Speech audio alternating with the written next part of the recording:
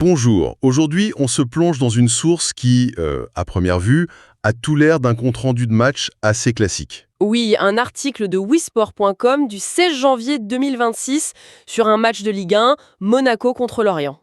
Voilà. Mais derrière le score, un 3-1, il y a en fait une histoire bien plus intéressante. Absolument. Ce n'est pas juste le récit d'une victoire. C'est presque la photo d'un croisement, de deux trajectoires qui s'inversent complètement le temps d'un match. C'est exactement ça. Et notre but, c'est vraiment de dépasser ce score. On va déplier cet article pour y trouver l'histoire d'un homme qui revient nulle part, La dynamique d'une équipe qui surprend. et à l'inverse, l'enlisement d'un cadre du championnat. Alors, décortiquons un peu ça. Ce qui est fascinant ici, et l'article le montre très bien, c'est ce contraste. D'un côté, Monaco, un club qui est programmé pour jouer le haut du tableau, mais qui, et je cite, ne gagne plus. On sent la crise, quoi. C'est ça, une spirale négative. Et de l'autre, Lorient, qui débarque sur le rocher avec une confiance qui semble totale. Et au milieu de tout ça, il y a un nom qui ressort. Bon, posons juste le cadre d'abord. On est le vendredi 16 janvier 2026, 18e journée de Ligue 1, au stade Louis II. Et donc, Lorient qui s'impose 3-1 à Monaco, c'est un résultat fort, une victoire à l'extérieur. Oui, mais ça peut arriver dans une saison, on est d'accord. Sauf que l'article nous donne tout de suite une info qui change tout. Ah oui, Ce n'est pas un exploit isolé. Pour Lorient, c'est leur 7e match de suite, sans défaite. 7 matchs. Ah oui, là, ce n'est plus de la chance. Plus que Lorient a gagné, elle utilise une expression que je trouve très forte. Elle dit que ce résultat enfonce littéralement les monégasques. Le mot littéralement, il est là pour insister sur l'impact. Ce n'est pas qu'une défaite de plus. Non. C'est la défaite qui confirme la crise, qui ancre le doute. Quand on est Monaco, perdre comme ça à la maison, c'est une humiliation. Et à l'inverse, pour Lorient, cette série doit construire une confiance incroyable. Mais alors, d'où vient cette dynamique? L'article a l'air d'avoir sa petite idée. Oui, le récit bascule très vite. On passe du collectif à l'individuel et on se concentre sur l'homme du match, Cheikh Amadou Bamba Dieng, l'attaquant sénégalais. Et pour comprendre sa performance, il faut regarder un peu en arrière, c'est ça? C'est exactement ça. Et le retour en arrière est assez vertigineux. On apprend qu'il était, je cite, en grande difficulté pendant toute la première partie de saison. Et ça, c'est presque un euphémisme. Ah ben oui, parce que la phrase qui suit est encore plus claire. Il a failli de peu quitter les Merlus durant le dernier mercato estival. Donc on parle d'un joueur qui était sur le départ. Carrément. Un joueur qui n'était plus désiré. Et ce contexte, il est essentiel. Sans ça, son but, c'est juste une statistique. Alors qu'avec, ça devient une revanche. Une histoire de résilience, exactement. L'article dit qu'il est en train de mettre tout le monde dans sa poche. Il y a cette idée de reconquête. Il regagne sa place, l'estime de tout le monde, Il redevient indispensable. et les chiffres sont là pour le prouver. Avant même ce match à Monaco, il venait de marquer 6 buts sur ses 3 derniers matchs. 6 buts en 3 matchs. C'est un rythme de superstar.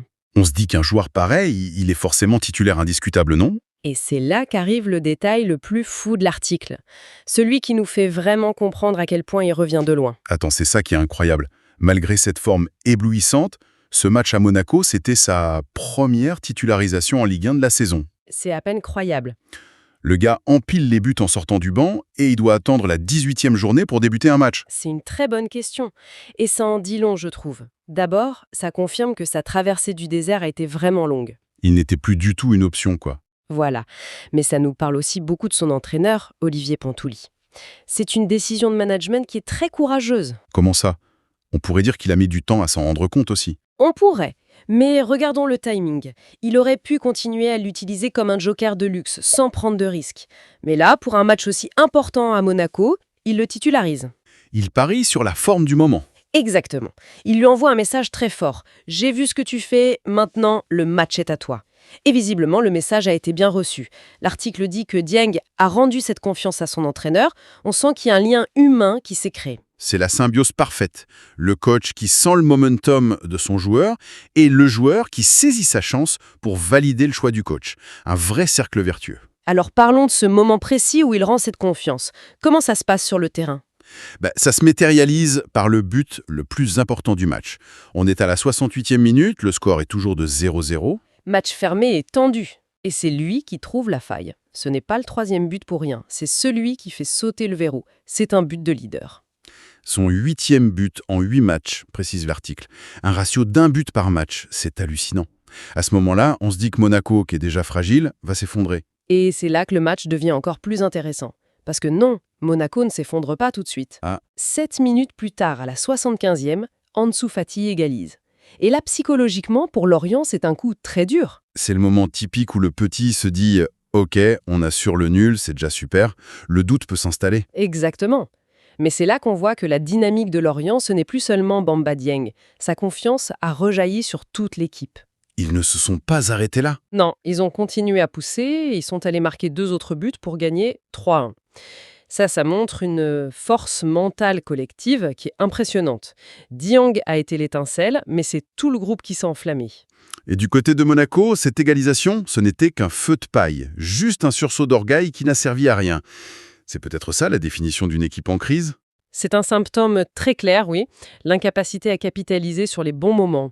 Ce match, c'est vraiment le miroir des deux dynamiques. Une équipe qui transforme chaque occasion en incendie et une autre qui n'arrive même plus à allumer une allumette. Alors, au coup de sifflet final, ce 3-1, quelles sont les conséquences concrètes au classement ? L'impact est direct. Pour Lorient, c'est l'opération parfaite. L'article dit qu'ils confortent leur 12e place. Le mot « conforter » est important. Ils ne font pas un bond, mais ils se solidifient. C'est ça, ils s'ancrent dans une position confortable, loin de la zone rouge, et ils peuvent commencer à regarder vers le haut. Et pour Monaco, par contre, le ton est beaucoup plus grave. Ah oui, on nous dit que l'équipe se plante à la 9e place avec 23 points. Se planter, encore une fois, le choix du mot est lourd de sens. Ça sonne comme un échec. C'en est un. Et la statistique qui fait le plus mal, celle qui résume tout, c'est l'écart de points. Après ce match, Lorient, le 12e, est à seulement une longueur de Monaco, le 9e. La hiérarchie a complètement volé en éclats. Pour un club comme Monaco, être sous la menace directe de Lorient à ce stade, c'est un camouflet. Ce match a vraiment agi comme un révélateur. C'est fascinant quand on prend un peu de recul. On part d'un simple article de sport et on en sort une histoire à plusieurs niveaux. On a l'histoire d'un homme, Bamba Dieng, qui passe de paria à héros. On a l'histoire d'une équipe, Lorient, qui se découvre une force mentale incroyable. Et en creux, on a l'histoire d'un grand club, Monaco, qui voit toutes ses certitudes s'effondrer. C'est une lecture très riche.